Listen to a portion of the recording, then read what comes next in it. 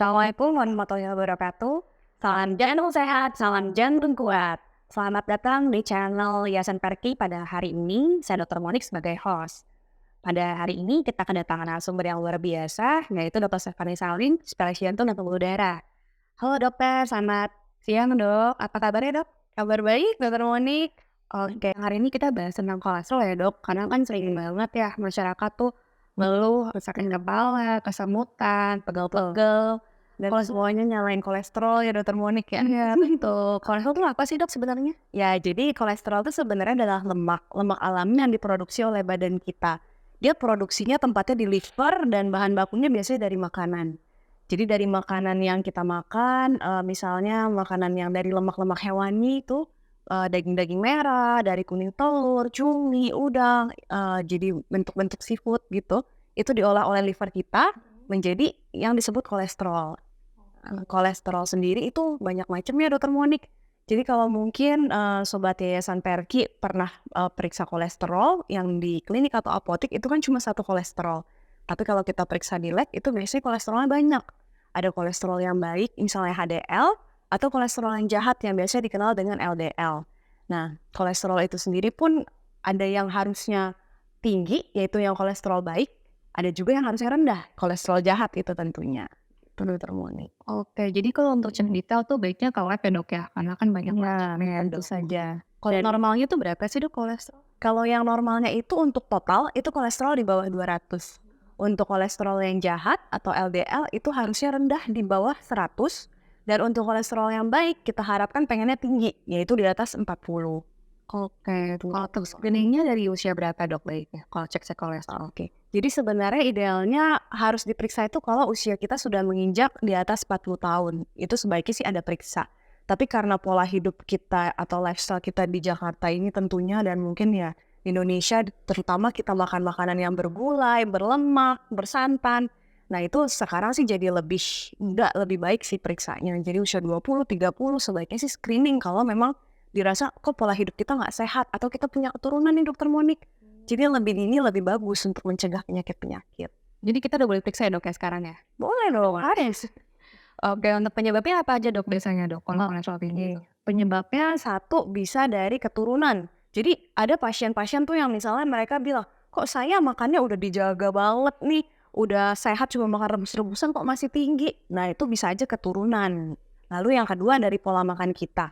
Pola makan kita yang misalnya goreng-gorengan terus, lalu yang berlemak-lemak, bergulai-gulai, yang fatty ya, yang terus yang dairy product misalnya keju-kejuan, susu-susuan, contohnya kopi susu yang kekinian gitu Dokter Monik. Nah itu juga bisa bikin kolesterol tinggi.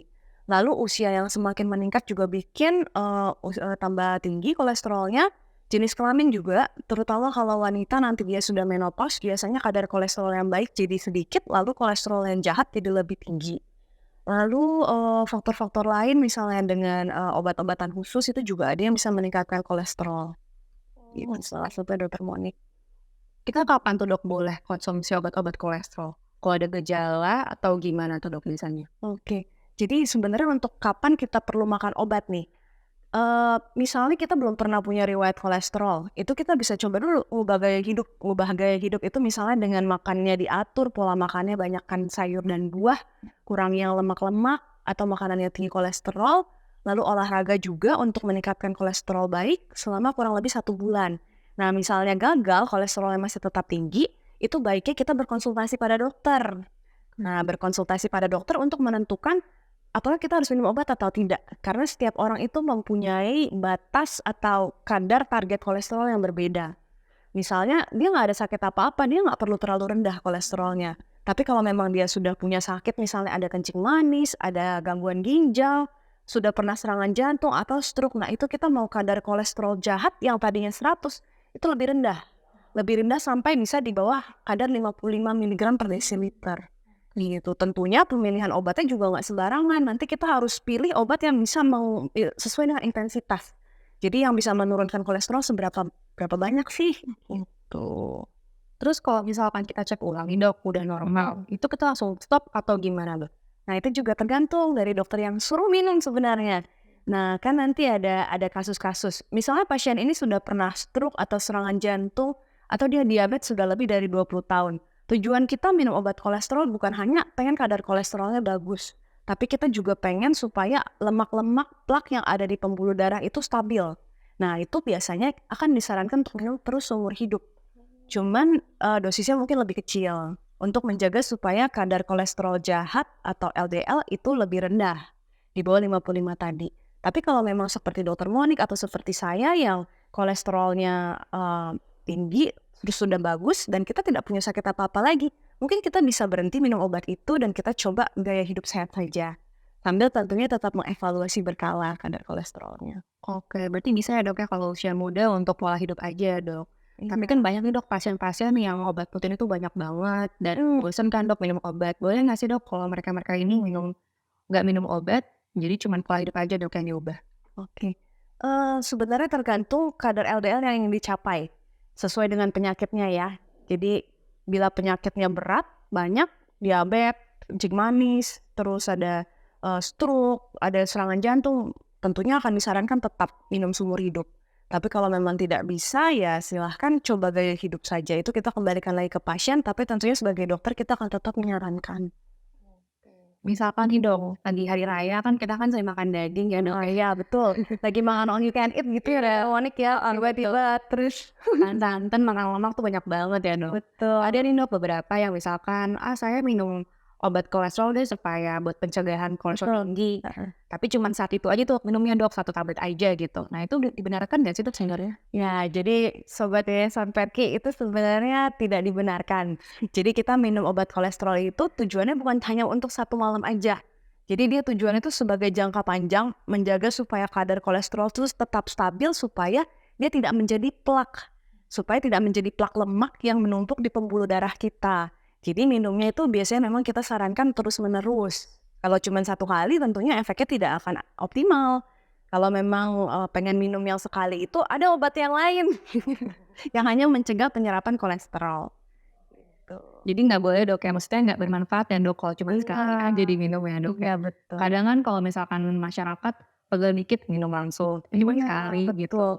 Jadi Jadi pegal tuh banyak yang lain-lain, bukan hanya kolesterol. Oke, terakhir nih dok, tips dari dokter Stefani apa nih dok untuk mencegah peningkatan kolesterol dan misalkan udah stabil nih kolesterolnya, upayanya apa dok supaya dipertahankan kolesterol stabil? Jadi yang pertama pastinya pola hidup sehat. Pola hidup sehat itu dimulai dari makanan atau diet. Yaitu diet itu sebagai bahan baku dari si kolesterol sendiri. Kita makan yang sebagian besar mengandung sayur dan buah. Jadi dengan adanya serat-serat yang kita makan, itu dia salah satunya bisa mencegah penyerapan lemak gitu Dokter Monik. Misalnya kita mau makan santan yang banyak, atau contoh lah nasi padang gitu ya, banyakin daun singkongnya, jangan gulainya doang. Nah itu dia akan mencegah penyerapan lemak ke dalam tubuh yang menjadi bahan baku kolesterol. Lalu selain atur makan, kita juga harus olahraga teratur. Karena dengan olahraga teratur itu kita bisa meningkatkan kolesterol yang baik. Jadi si kolesterol itu diproduksi dalam badan menjadi yang baik, bukan yang jahat. Lalu selain itu juga kita istirahat cukup, hindari stres. Lalu apalagi ya Dokter Monik ya? Olahraga ya dok, Olahraga, ya. Olahraga bukan sembarang olahraga ya. Jadi olahraganya harus 3-5 kali seminggu. Dengan total durasi 90-150 menit. Itu harus sampai keringetan, baru disebut olahraga. Kalau nyapu-nyapu doang enggak. Lalu yang terakhir itu, kita makan konsumsi lemak-lemak yang baik Dokter Monik. Jadi makan misalnya kacang-kacangan, kacang almond, kacang mede. Lalu juga kita makan ikan-ikan yang mengandung lemak tidak jenuh. Misalnya ikan salmon, ikan kod. Tuh.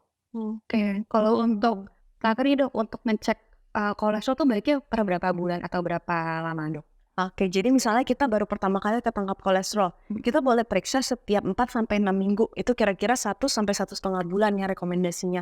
Lalu setelah tercapai bagus, misalnya kita cek setiap 1 bulan, dia udah terkontrol nih, obatnya sudah cocok dosisnya. Kita bisa panjangin 3 bulan, 6 bulan, bahkan setahun sekali.